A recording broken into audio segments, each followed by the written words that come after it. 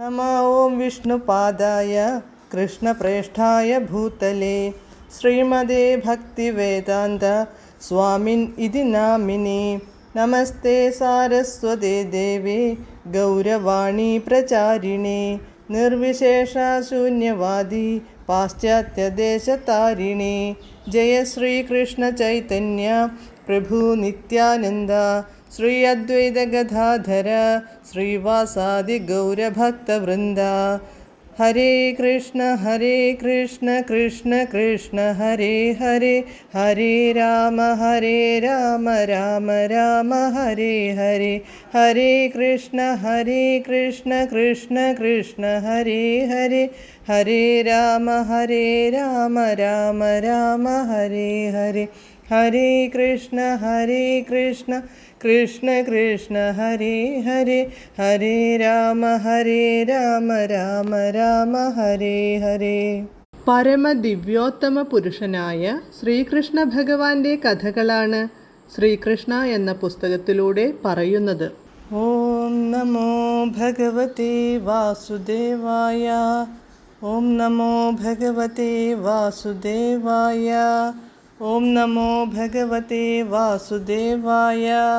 നാരായണം നമസ്കൃത്യ നരം ചൈവ നരോത്തമം ദേവീം സരസ്വതീം വ്യാസം തതോ ജയമുദീരയേത്. നഷ്ടപ്രായേഷു ഭദ്രേഷു നിത്യം ഭാഗവത സേവയാ ഭഗവത്യുത്തമശ്ലോകേ ഭക്തിർഭവതി നഷ്ടികി. അധ്യായം 85. സുഭദ്രാഹരണവും ഭഗവാന്റെ ശ്രുതദേവ സന്ദർശനവും. Page number 841. ഈ സംഭവം കേട്ടതിനെ തുടർന്ന് കൃഷ്ണനെയും അദ്ദേഹത്തിൻ്റെ ലീലകളെയും കുറിച്ച് കൂടുതൽ കേൾക്കാൻ പരീക്ഷിത്ത് രാജാവ് കൂടുതൽ തത്പരനായി. തൻ്റെ പിതാമഹനായ അർജുനൻ പിതാമഹിയായ സുഭദ്രയെ കൃഷ്ണൻ്റെ പ്രേരണയനുസരിച്ച് തട്ടിക്കൊണ്ടുപോയതെങ്ങനെയെന്ന് അദ്ദേഹം ശുകദേവ ഗോസ്വാമിയോട് ചോദിച്ചു. പിതാവിൻ്റെ തട്ടിക്കൊണ്ടുപോകലിനെയും പിതാമഹിയുടെ വിവാഹത്തെയും കുറിച്ചു മനസ്സിലാക്കാൻ പരീക്ഷിത്തു രാജാവ് അത്യന്തം ഉത്സുകനായിരുന്നു. ശുകദേവ ഗോസ്വാമി കഥ പറയാൻ തുടങ്ങി. ഒരിക്കൽ അങ്ങയുടെ പിതാമഹനും മഹാവീരനുമായ അർജുനൻ തീർത്ഥാടനത്തിനായി എമ്പാടും സഞ്ചരിക്കുന്നതിനിടയിൽ പ്രഭാസ ക്ഷേത്രത്തിലെത്താനിടയായി. അവിടെ വച്ച് അർജുനൻ്റെ മാതുലനായ വസുദേവരുടെ പുത്രി സുഭദ്രയ്ക്ക് ഭഗവാൻ ബലരാമൻ മുൻനിന്നു ചില ആലോചനകൾ നടത്തുന്നതായി അർജുനൻ കേട്ടു.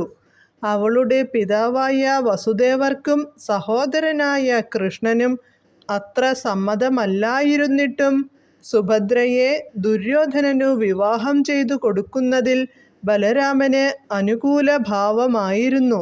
എന്നാൽ സുഭദ്രയെ പാണിഗ്രഹണം ചെയ്യാൻ അർജുനന് ആഗ്രഹമുണ്ടായിരുന്നു. സുഭദ്രയെക്കുറിച്ചും അവളുടെ സൗന്ദര്യത്തെക്കുറിച്ചും ചിന്തിച്ചപ്പോൾ അവളെ വിവാഹം കഴിക്കുന്ന കാര്യത്തിൽ അർജുനൻ കൂടുതൽ ആകൃഷ്ടനായി. അതിനാൽ ചില പദ്ധതികളെല്ലാം മനസ്സിൽ കണ്ടുകൊണ്ടു അദ്ദേഹം കയ്യിൽ ത്രിദണ്ഡം വഹിക്കുന്ന ഒരു വൈഷ്ണവ സന്യാസിയുടെ വേഷം ധരിച്ചു.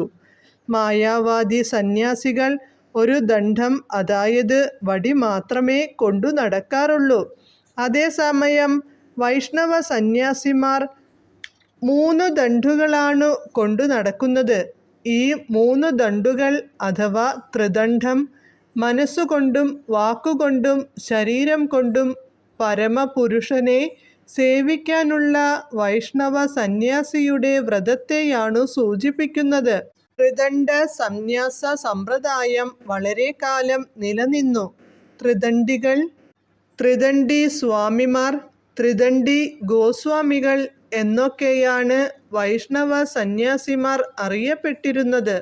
ധർമ്മോപദേശം നടത്താൻ നാടെങ്ങും സഞ്ചരിക്കാൻ ഉദ്ദേശിക്കപ്പെട്ടിട്ടുള്ളവരാണു സന്യാസിമാർ. എന്നാൽ ഇന്ത്യയിലെ വർഷക്കാലമായ ആഷാഢമാസത്തിലെ ശുക്ലദശമി മുതൽ കാർത്തിക മാസത്തിലെ പൗർണമി വരെയുള്ള സെപ്റ്റംബർ ഡിസംബർ 4 മാസക്കാലം അവർ യാത്ര ചെയ്യാറില്ല. അവർ ഏതെങ്കിലും കേന്ദ്രത്തിൽ അഭയം തേടും. സന്യാസിയുടെ ഈ യാത്രയില്ലാത്ത കാലയളവിനു ചാതുർമാസ്യ വ്രതം എന്നാണു പറയുന്നത്. സന്യാസി ഒരിടത്തു സ്ഥിരമായി താമസിക്കുന്ന ഈ 4 മാസക്കാലം തദ്ദേശവാസികൾ ആധ്യാത്മിക പുരോഗതി നേടാൻ അദ്ദേഹത്തിൻ്റെ സാന്നിധ്യം പ്രയോജനപ്പെടുത്തുന്നു. ത്രിദണ്ഡി സന്യാസിയുടെ വേഷം ധരിച്ചിരിക്കുന്ന അർജുനൻ സുഭദ്രയെ വേൾക്കാൻ ഒരു പദ്ധതി ആസൂത്രണം ചെയ്തുകൊണ്ട് 4 മാസക്കാലം ദ്വാരകയിൽ പാർത്തു. ആ സന്യാസി അർജുനനാണെന്നു തിരിച്ചറിയാൻ ദ്വാരകാ നിവാസികൾക്കോ ഭഗവാൻ ബലരാമനോ കഴിഞ്ഞില്ല. അതിനാൽ സത്യാവസ്ഥ മനസ്സിലാക്കാതെ അവരെല്ലാം സന്യാസിയെ ആദരിക്കുകയും പ്രണാമങ്ങൾ അർപ്പിക്കുകയും ചെയ്തു പോന്നു. ഹരേ കൃഷ്ണ.